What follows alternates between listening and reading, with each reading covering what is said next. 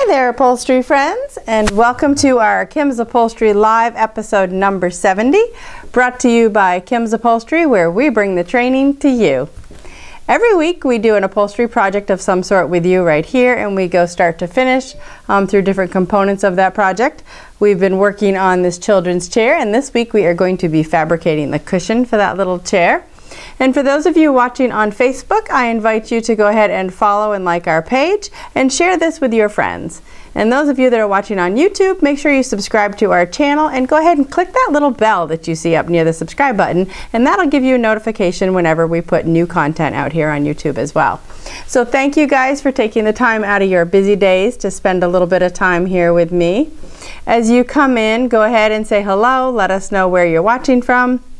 And if you're working on your own upholstery project, or you might have questions about something that I'm doing here today, I encourage you to go ahead and type those questions in the feed here on Facebook and on YouTube. And we do try, as I'm live working on stuff, we do try to hit all the questions, but sometimes we miss a couple, and then I'll just get back to them after we're live. I usually go through and review the questions and make sure that you all get your answers. So again, hello, and thanks for spending time with us today. We're going to be doing the cushion, as I mentioned, and I measured the chair area, and I'm fabricating a cushion to fit in that space. And hopefully my measurements are right and it'll all fit perfect, but I'm sure it will. So I also, if you remember, when we first started the deck of the chair, I planned so the pattern should match up the boxing onto the top of the cushion and then right up to the back of the chair. So I've got my pin held here in the front section of my top piece so that I made sure that I would know which piece to start with. But I was able to match the bottom of the cushion as well. I had enough fabric to match the pattern there. But of course the boxing will be upside down on one side of the cushion. So it'll match on the back of the chair, but it won't match on the front if you flip the cushion over. Which with prints, there's nothing you can do about that. That's just the way it is. Solid fabrics, obviously you don't have to worry about that. But fabrics with a nap, you do have to worry about those things, also getting the naps in the right direction. And again, when the cushion's upside down on a napped that's properly mated front top to side rather, it won't match when it's flipped upside down either. So those are all things that you have to think about when you're fabricating. And for this, I decided to go with that chocolate brown contrast cording, and I'm also using that on the cushion. And this is just a brush twill that I purchased from Greenhouse Fabrics. I really like their twills that they have. And I used a little bit bigger cord. Here, I'll pull this down so you can see. I keep my cording over my head. So this is an actual full 1/4 inch cording. I forget what the specific style of this one is. I got it from Rolly Company.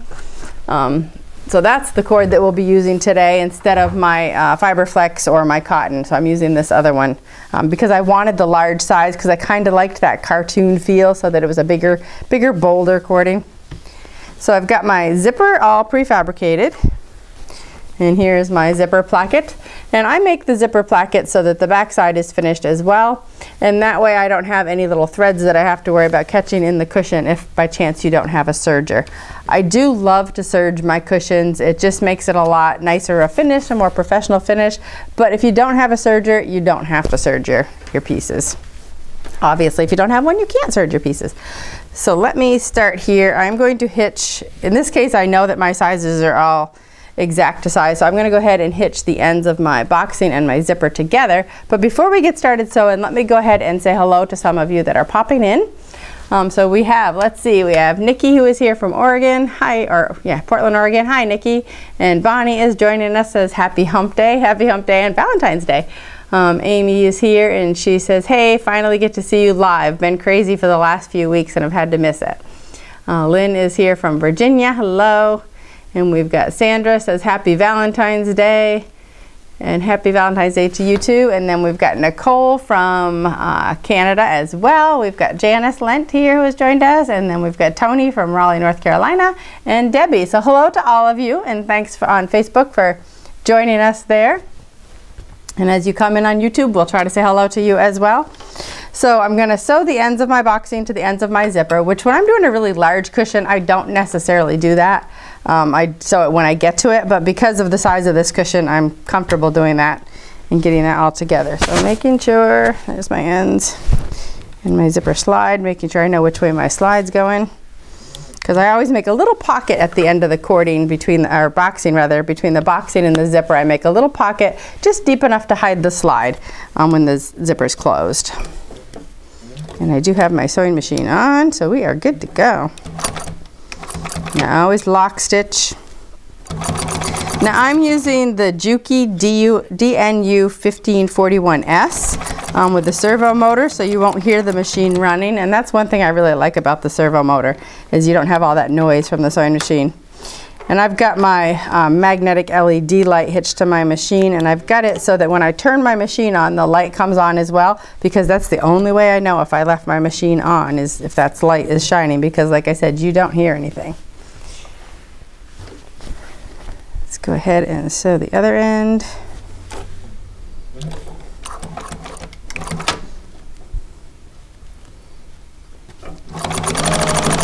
And I've already locked the ends of my zippers, but even if you had not locked over the end of your zipper tape, you could be doing it at this point. You could go back a couple times just to lock it, but it has already been done, so we're good there. And I have got a pin marking on my boxing, marking the point where I need to start matching on the piece of fabric here. Let's see here.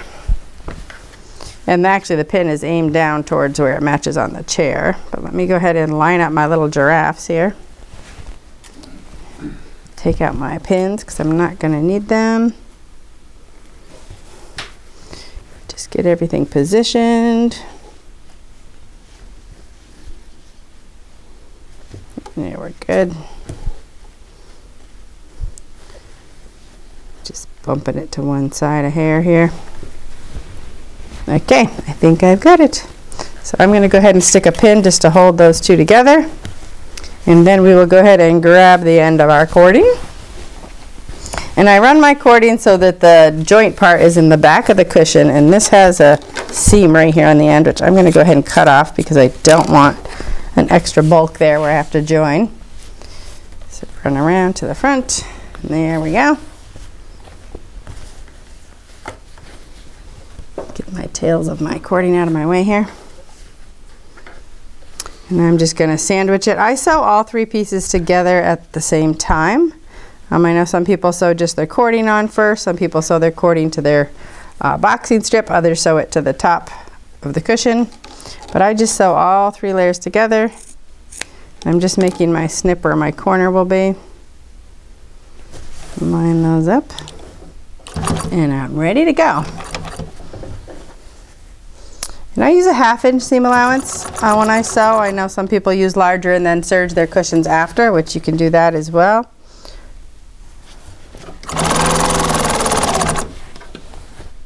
It made a funny noise, so I just wanted to double check, but it's looking good. And at this point, I'm going to go ahead and check my pattern match now before I get too far.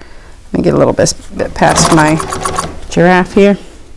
And it looks good, so we'll keep going. Now this cushion is only about 13 by 13, so it's a tiny little bugger. Get to my corner and pivot.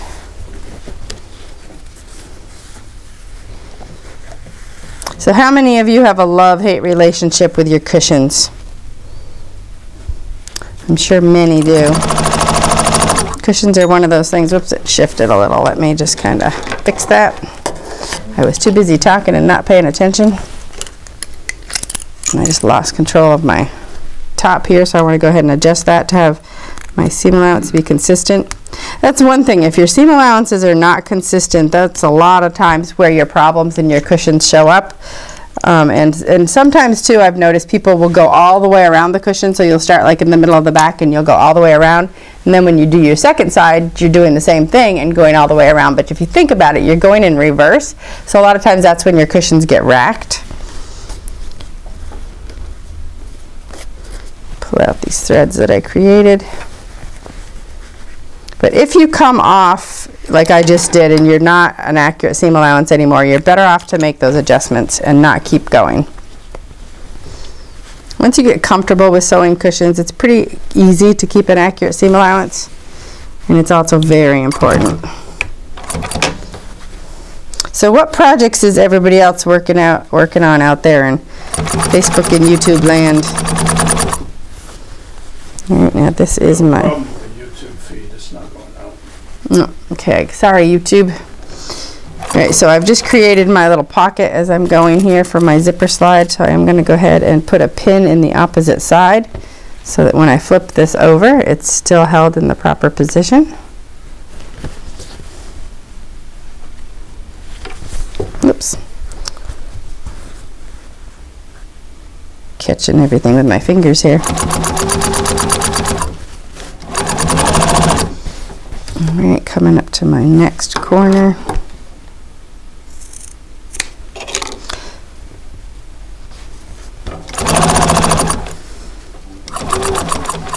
There was some conversation going on recently about templates for pieces of furniture when you're creating cushions. And if you don't have the old cushion on a chair or something that you're working on, or it's in such bad shape that you really can't use it, it's important to get a proper fit and to make the template.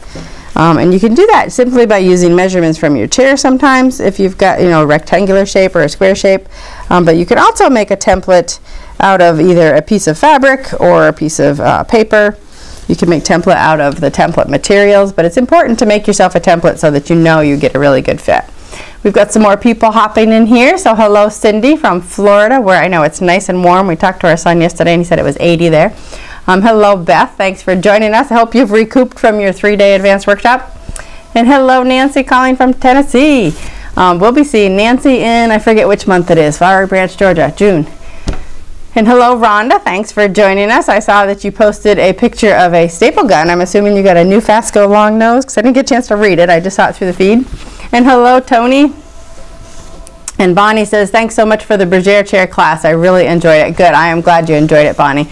And that cutout cushion I think is a pain point for a lot of people, so I'm hoping that really helps.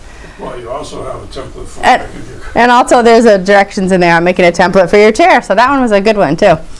Got all the details. And let's see, Nancy says, mine's a hate relationship. I need more practice. Yeah, practice is the key when you're doing cushions. And sorry you guys are hearing the answering machine chatting over there. We forgot to take it out of the room. But yeah, it's like cushions are one of those things that people will go, oh, it's simply a box cushion. I can do this no problem, until you try to make that first one, and it's not always easy. And hello Teresa from California, and Rhonda says hello from Colorado. Let's see, Lori says, does serging help the cushions come out better by preventing stretch with the fabric at the corners? Sometimes if you have a difficult fabric, Lori, that you know is going to have a lot of stretch to it, serging will help control that somewhat. It's the same idea as if you did like a basting stitch around the edges, so it does help. But if you don't have a serger, you could simply run a basting stitch like a 1/4 inch away from the edges of your pieces. Debbie says, working on reupholstering my recliner. The ugly mauve is now gone. So goodbye 80s, hello 2018. Rhonda says she just finished the swivel rocker and bar stool cushions. And Bonnie says she's working on a slipper chair today. And JD is here from Austin, Texas. Hello JD. And Rhonda says she'll post pictures in the Facebook Hangout. Good, I'd love to see them. And hello Deborah. And Teresa says, working on a chair, patting the arms while watching your wingback chair video. Multitasking. Rhonda says, so excited about the long nose gun. Yeah, you will love it, Rhonda. They're a great tool to have. And I know there's some less expensive models, but you really, it's like anything else. You get what you pay for. So you invest once and you don't have to invest several times and add up to more than your initial investment would have been. So I'm about in the middle of the back, and I'm going to go ahead and stop here and go back to the front corner where I started and come around until my cording meets. And when I get to the zipper where they join, I'm going to stop and take that out of the way, because until I come back from the other direction, I don't know how deep that second pocket needs to be. Because I make pockets at both ends, and it's for 2 reasons. So if I goof and forget which direction the slide's in, I don't have to worry about the slide not being hidden. I've already clipped my cording here, but I'm going to go ahead and clip my boxing. And the second is because I just like the way it looks, because then both sides look exactly the same.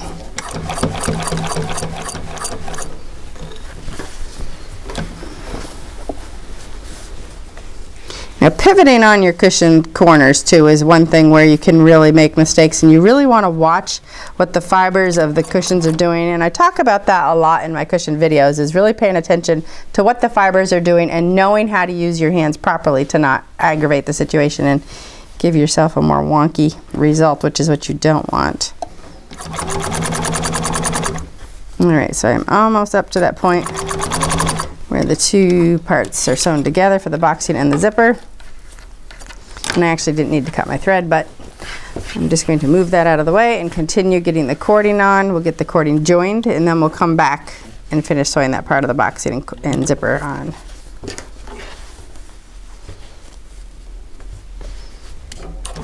And you always want to hold the tails of your thread when you start sewing, because how many times have you not done that and you end up with a massive knot in your bobbin case, and then your machine gets out of timing and all that fun stuff. And in fact, the other day we had, I think it was one of our members, I can't think of who it was right this second, had their machine was making this clunking noise, and they didn't realize that they had this button here on the DNU 1541S that actually helps you get your timing back. And that is like a huge feature on this machine. It saved me. My old machine, I used to constantly knock out of timing, and I'd have to take it to the repair shop, so I was down for at least a day, and you know, pay money every time to have that done. And now with this button, when it gets out of timing, I just hold the button, crank the wheel until it pops back into place, and I am good to go. All right, so now I'm going to go ahead and join the ends of my cording together. And I'm using the method here that I show, actually we just did it in that last video too, but we showed in the little round footstool video. So let me go ahead and cut this one back. Get rid of this excess. And this is where you actually sew the two pieces of cord together instead of overlapping, and it gives you a lot less bulk in the end. So get my measurements here.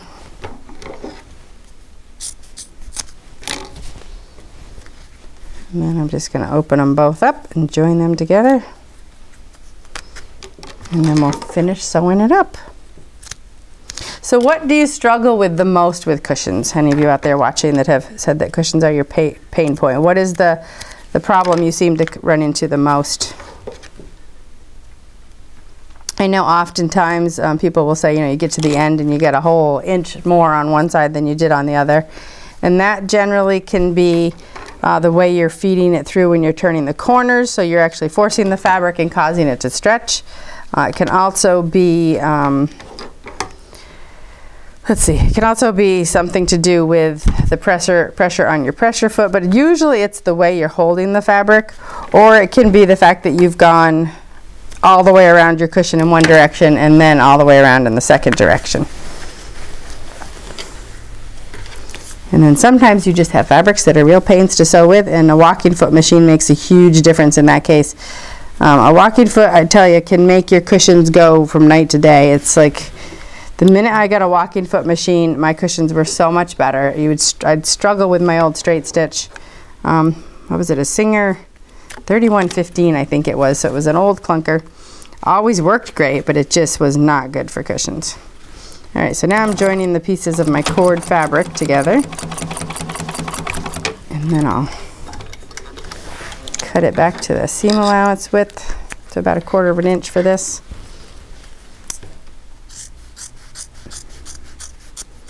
And I like this method because it just gives you that nice clean join. Cut the cord on the inside so that they're bumping up against each other properly.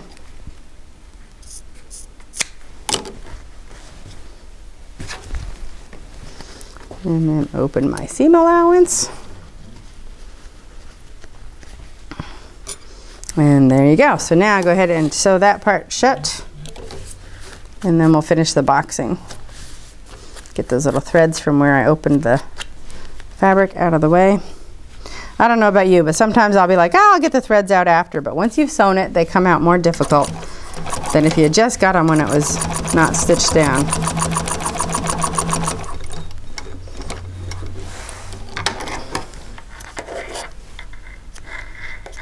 So let's see, which camera are you guys on? You're up here over my shoulder.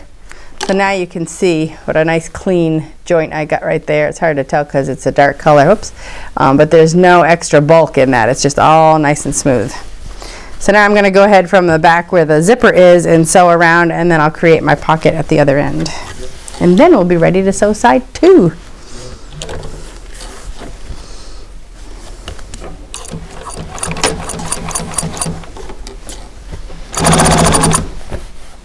And again, consistency with your seam allowances is huge when you're making cushions.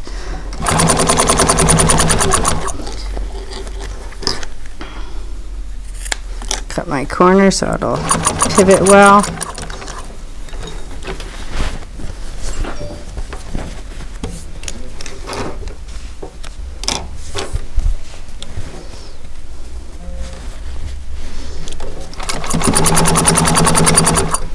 So now when I'm coming up to the other end of my zipper, you can see I automatically, well, maybe you can't see it from there, but automatically I have another little tuck area, like at the pocket, like I have at the opposite end.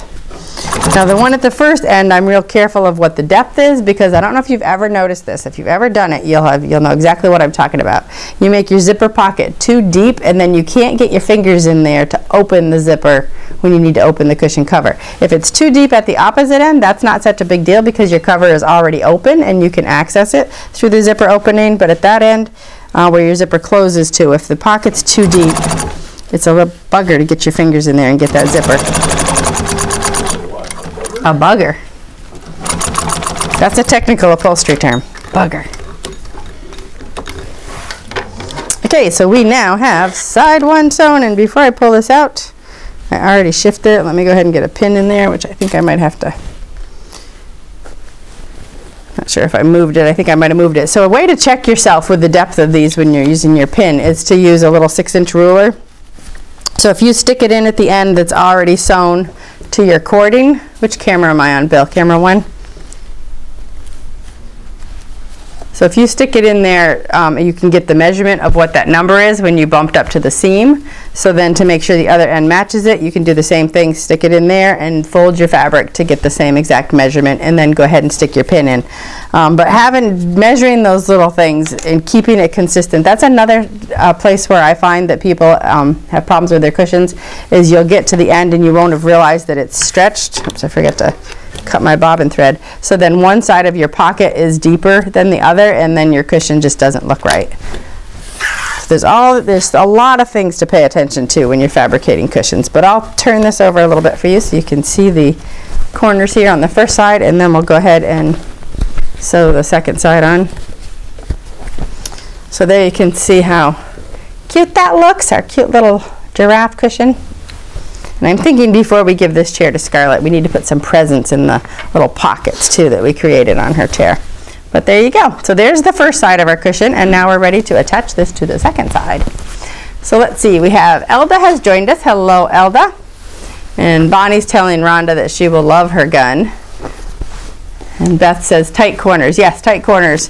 And the thing with tight corners too is once in a while you'll get a cushion and you'll be able to see your stitch lines. Simply go back in the other direction from what you went that time, because sometimes the way your hands work, you can get closer going in the other direction. So I find that is a pain point sometimes for people.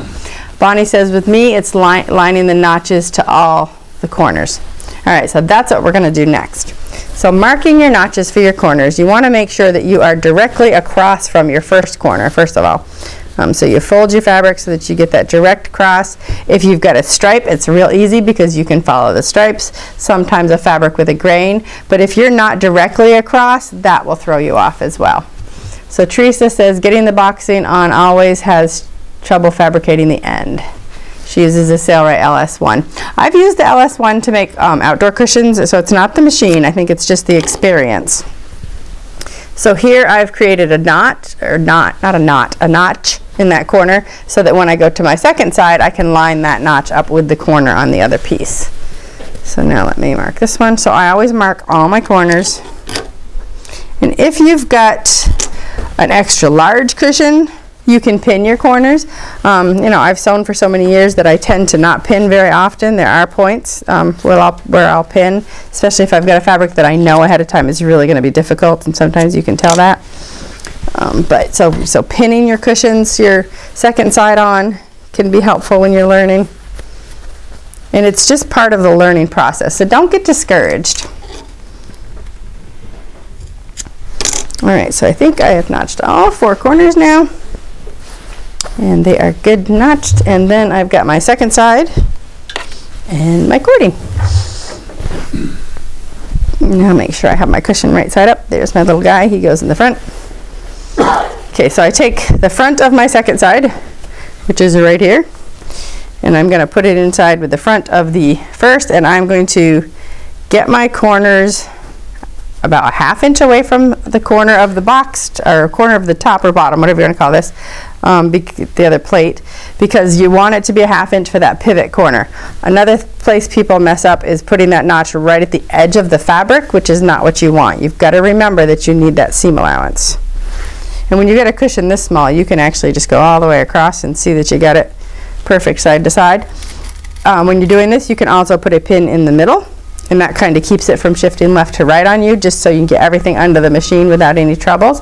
But if you struggle with cushions, don't be afraid to go around and stick a pin in each corner, just to kind of give you a landing point. And again, you're going to stick it at the ½ inch mark and pin each of your corners. Do whatever helps you until you really get the skills, so that you don't need to do that. And if you always need to do that, that's fine too. But a walking foot machine is definitely a helpful tool if you're going to make cushions. Alright, so I've got my first 2 corners lined up, pinned in the center on my front to keep me on track.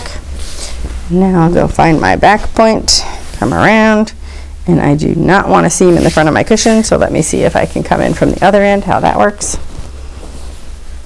Go up there, and that did it. That way I don't have a seam. I try to avoid seams in the front of your cushions, and I know sometimes a lot of people will use shorter cording strips, and then you just cannot avoid the seam in the center of your cushion. I always allow a 1.5 yards for cording, because then I can get some really nice long, I think they are about 70-inch strips that I can get for the most part, and then of course you have smaller ones when you get towards the end, depending on how many yards you need. Excuse me, I got a tickle. Let me take a drink here. But I'd prefer to order a little more fabric and have those nice long strips rather than having to have that seam in the front if I can avoid it. This in there, still looking good. I haven't shifted anything. So now I'll go ahead and put it right under my presser foot.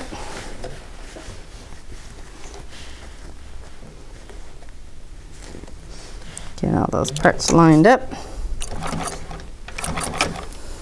And off we go.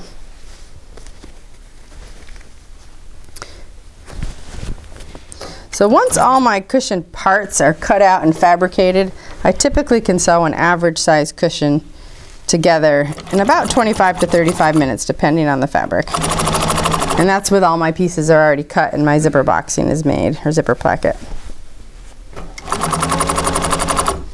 And of course, I just ran out of bobbin right after I pulled that pin out. So let's put that pin back in, although some of it's sewn already, so I'm good.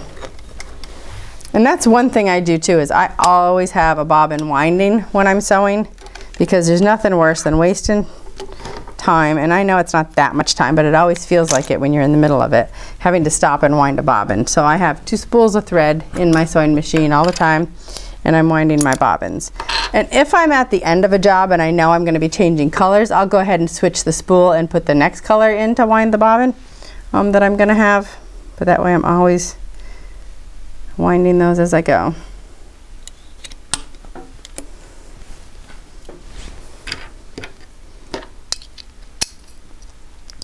You know, somebody was talking the other day too that they have this machine and their bobbin was falling out of the machine as they would sew, and they were new to having the machine, I believe. And when you put these in, and I don't know if you'll hear it on the mic here, but they actually make a clicking sound when they're in right. So if you don't hear that click, it's probably just that it wasn't in proper. I don't know if you could hear that or not. When I first got this machine, I had to open it up every time to put the bobbin case in, but now I'm at the point over the years I've gotten so that I never have to open it up. I just feel it. I know where it is. It's all those things that as you do them so many times, you get so that you can do it better. It's like anything else. All right. So we are back in business with a full bobbin.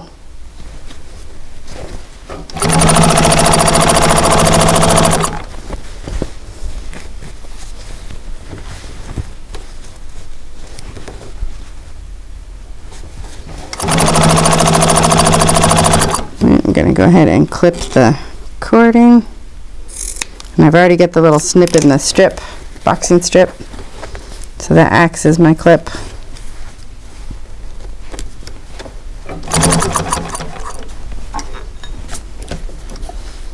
And pivot.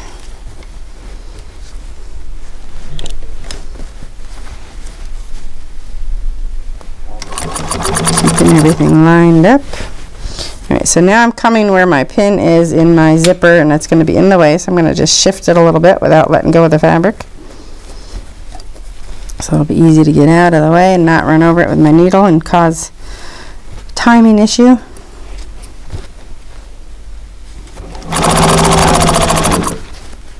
As I get to it, I just pull the needles out. I always keep a pin dish right at the machine, a magnetic dish. I have the metal ones too, as well as the plastic ones, but the plastic ones are not my friends because I drop them on the floor all the time, and as you can see, they all have holes in them. So I like the metal ones better. The only thing with the metal ones is the pins stand straight up, so you have to watch when you're sticking your hand in the pin dish. Ask me how I know. That hurts when that happens. Alright, so I'm about at the middle, so I'm going to go ahead and stop there and come back in. Oh, wait a minute. No, I wasn't in the right place. I wasn't on the back side yet. Let me keep going. I didn't go around 2 corners yet. I only went around once.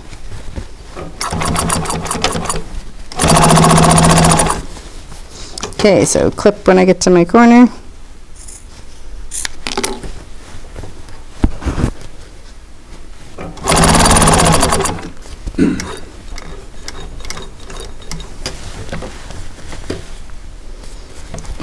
Pivot. Getting bulky under there.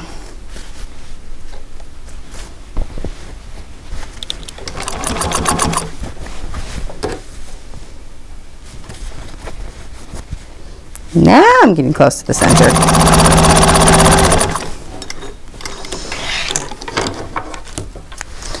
Actually, I went off a little bit right there, so let me go ahead and fix that.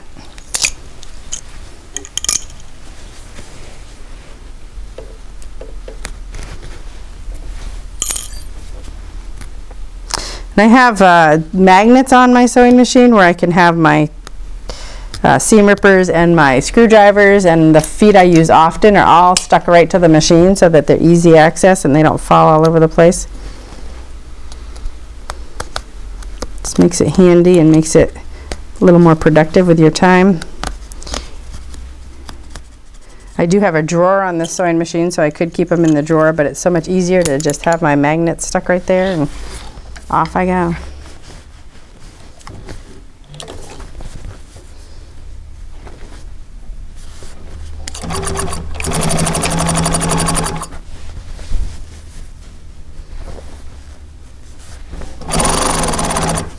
Okay, now we're ready to turn around and come in from the other direction.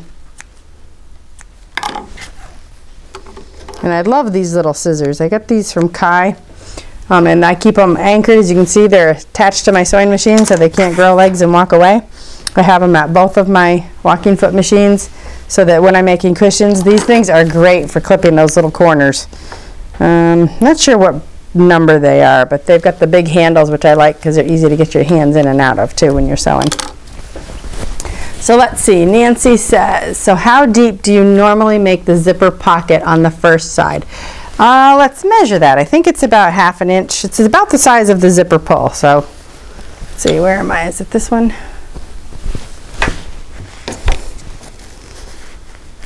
Let's see.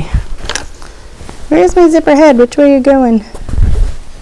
Hope it's this one over here. I was going to say, because I thought that one was a little deeper on the side that I just measured. So if I measure the depth, it's about 1 inch. So whatever size you're using for a slide, you just want to make sure it's deep enough to hide the whole slide. Alright, so now I'm coming back this way.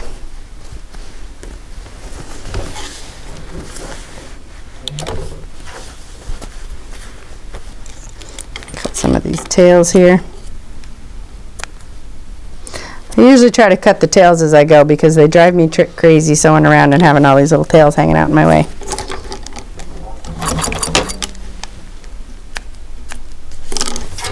And I have a box down here that I throw the threads into, so I'm not just throwing them on the floor. All right, Time to pivot. So Bonnie says, oh, that's what I've been doing wrong. I'm not sure which one that is. I've been putting the corner in, okay, so you've been putting the corner in the notch. Yep, so you want to make sure you account for that seam allowance. If you watch the boxed cushion video, I'm sure it's in that one, and it's probably in the T-cushion video as well. Deanna says, do you adjust your presser foot tension when you have a very thick cushion with piping? I had a hard time turning corners with 6 layers, 2 for the zipper placket, 2 for the piping, and my sides. It sewed fine on the straight, but turning was tight using the cording foot. I will sometimes, Deanna, but not always. Like on velvets, I sometimes have to do that, but not that often. And maybe it's just because the fabrics I work with mostly aren't super thick. But I've had like some what do you call them, tapestry chenilles, and those are really heavy, and then I end up having to adjust the tension. So hello, Carol and Ann. Thanks for joining us here. And JD says, do those magnets come with the machine, or did you put standalone magnets on the machine? They're standalone magnets. What are they called, Bill? Earth magnets? Yeah, they're just earth magnets. They're just earth magnets, so they're just little round discs. They're really strong magnets, so they're hard to pull off. But they're handy, so I got all my little things stuck to them.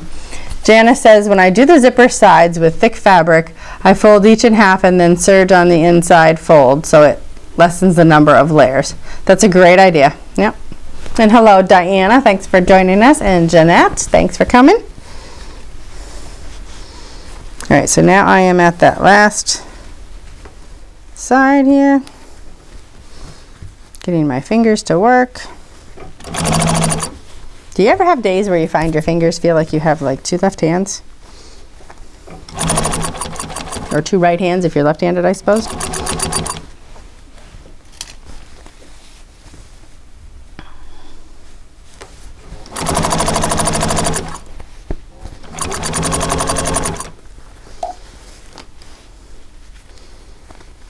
Down to my corner, snip my cording again.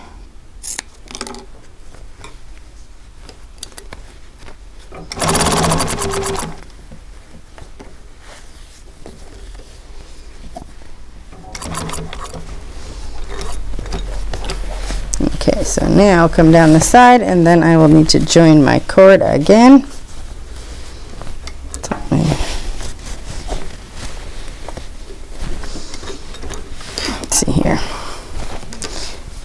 Got everything close to the corner and having a hard time turning it here. And I did snip it.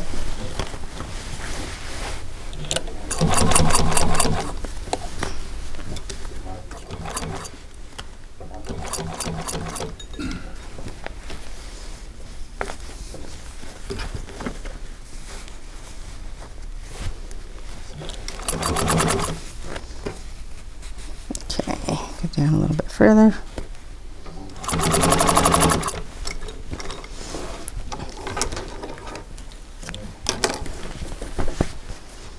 I'm just flipping it over so I can cut this down here and see how I want these to overlap.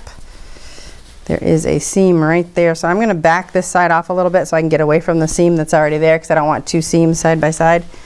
So let me pop out a little bit of the stitching. And it's too close to the corner to eliminate that seam altogether, which was what my first instinct was, but I'd be right on the corner trying to do this, which would not be fun. Just be too cumbersome.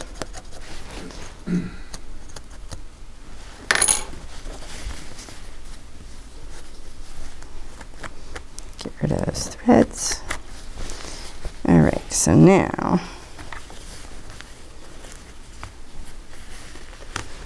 and what did I do with my little piece of fabric? It lost. It's okay, we got more cording, we can make another one.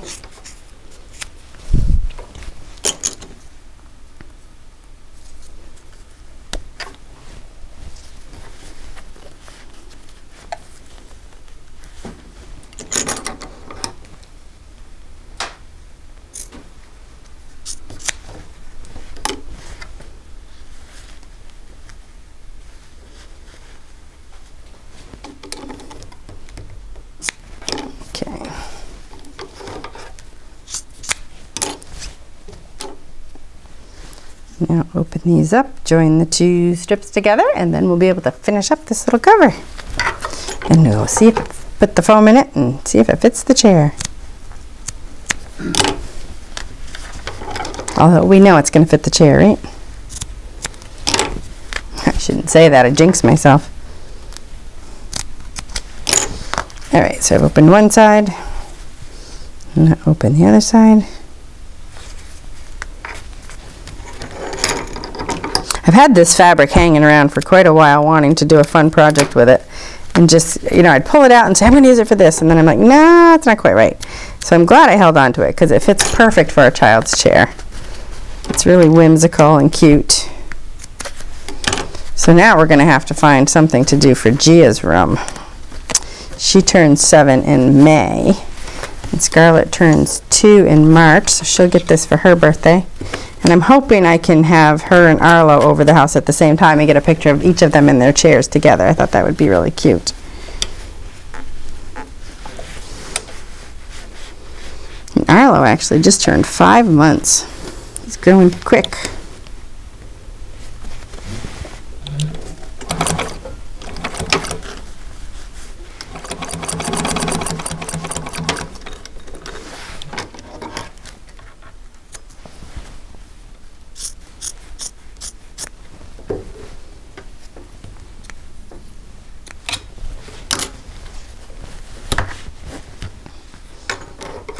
My threads.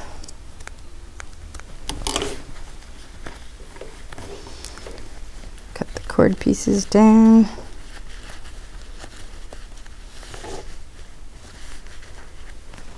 So that they bump up together. So you don't want your two inside cording to overlap each other because then that'll make a bump too. So I always cut the ends down so that then they bump up together. Whoops, you're over here. So they bump up together when I finish sewing. That in there.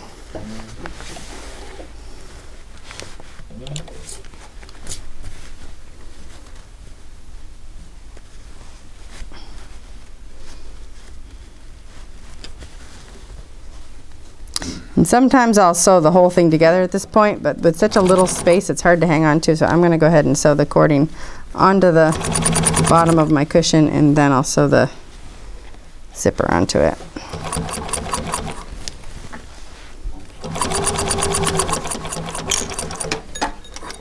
Like I find sometimes little things are harder to hang on to and make sewing a little more challenging than a larger thing.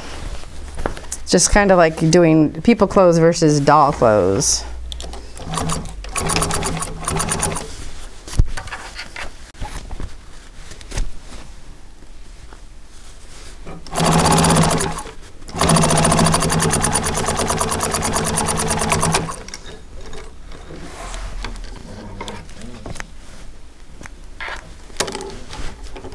Some more threads.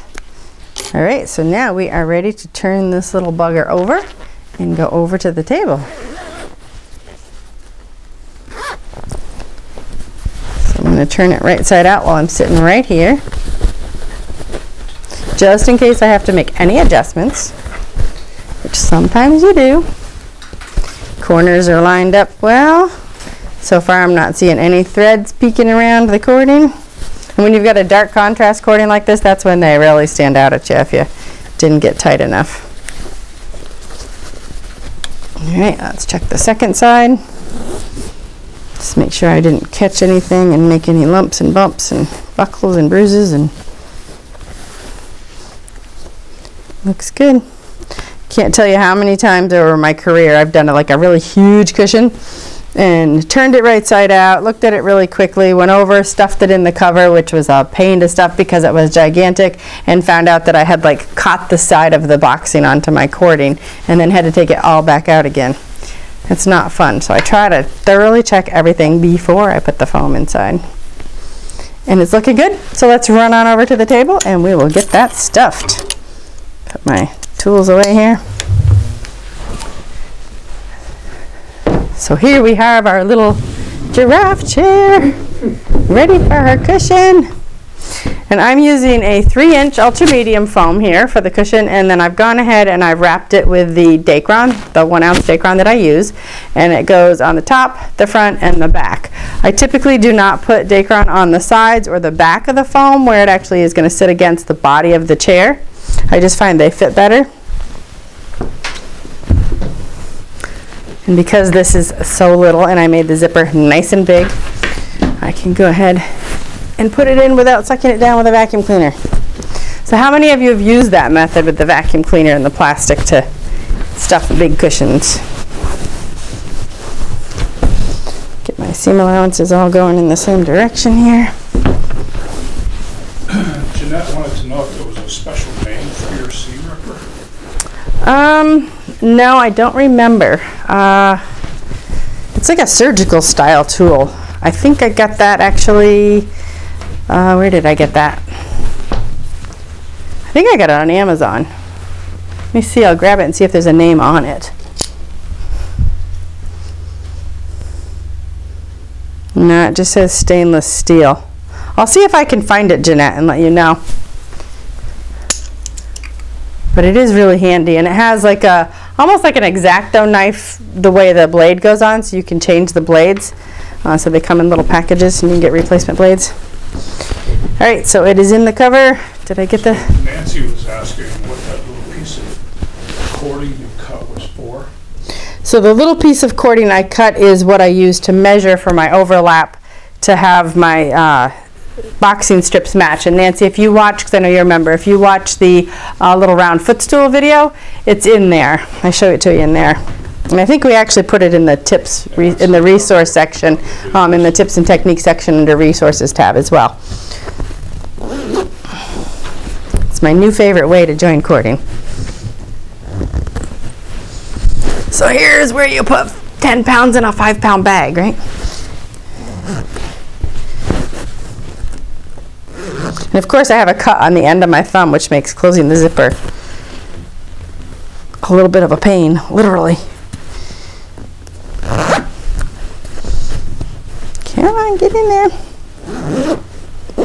Alright, so see now my little zipper slide tucks right in my little pocket and you can't see it anymore. It's all hidden, but yet it's not so deep that the person who needs to take it out at some point in time can't get it out. And then you schmooze your cushion with the back of your hand. And it's a little more time consuming on a big cushion than it is on this little one. And it takes schmoozing to get the foam to lay where you need it to sometimes. And I don't know if you can tell from there, but that's a pretty darn good pattern match there on the front of that cushion. So now let's see, is she gonna fit? Whoops, not if Kim throws her on the floor.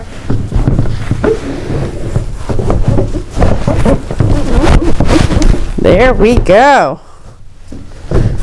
And our pattern match, once it sits in there comfortably, matches on the front of the chair. So here's this curl, it comes up, follows all the way up, and it even matches in the back. We did it. So show the little pockets on the side again. These pockets? So these are the fun little pockets for Scarlett to put her toys in, or her books, or whatever she wants to hide from her big sister. So this one is elastic, and she can just go ahead and put stuff in there. And then this side, whoops, I made so it was open so she could see what was in there. So she's got like her hiding pocket and her exposed pocket. And so I thought I'd get her a little book and a toy or something to put in those pockets. What will she be putting there? Knowing Scarlett, she'll be putting food in there. Because Scarlett is one of these kids that can't have just one cookie, she needs 2 cookies, and she really doesn't want to eat them, she just wants to hold on to them. And she plays and she's like trying to hold them between her hands and do stuff, so I imagine these pockets will be full of food. But oh well, we'll help Mom clean it out.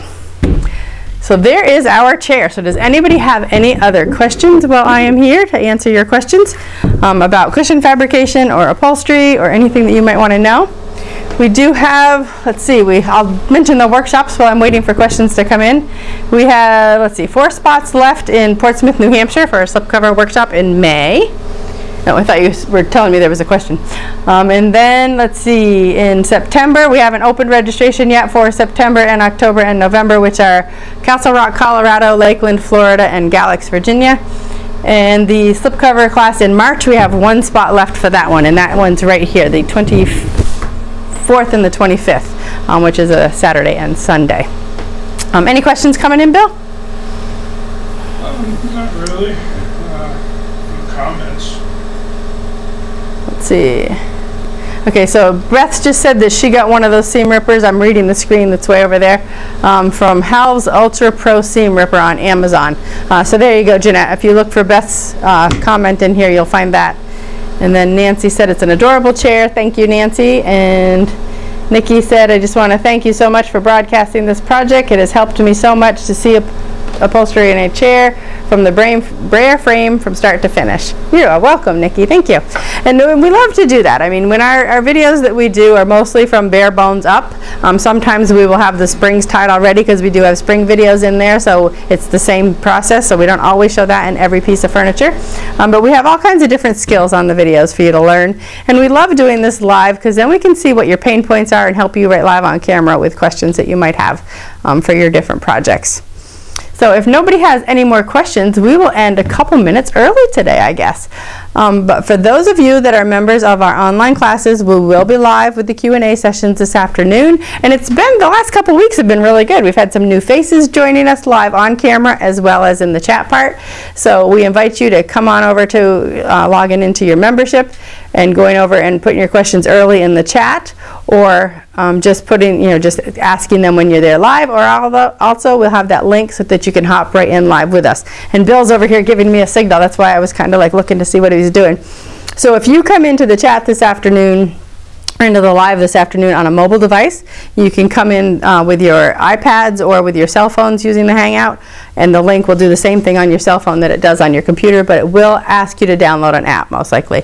But that way, if you've got a project you're working on in your workroom today that you have questions about, you can take your cell phone or your iPad right over the project, turn the camera around so that you can show us your pain point in that project, and we can help you right there. It just makes it easy because we can really see what you're talking about, because you all know that the spoken word and the visual image sometimes can be different. I mean, I've had clients describe a piece of furniture to me, and when I get there, it's nothing like was in my head. So you never know, and that way we can see exactly what you're talking about. So thank you, everybody, for taking time out of your busy day to join us here for our Kim's Upholstery Live episode 70. And next week we will be back, and the project is a chair that I've got to get my butt in gear and get it stripped.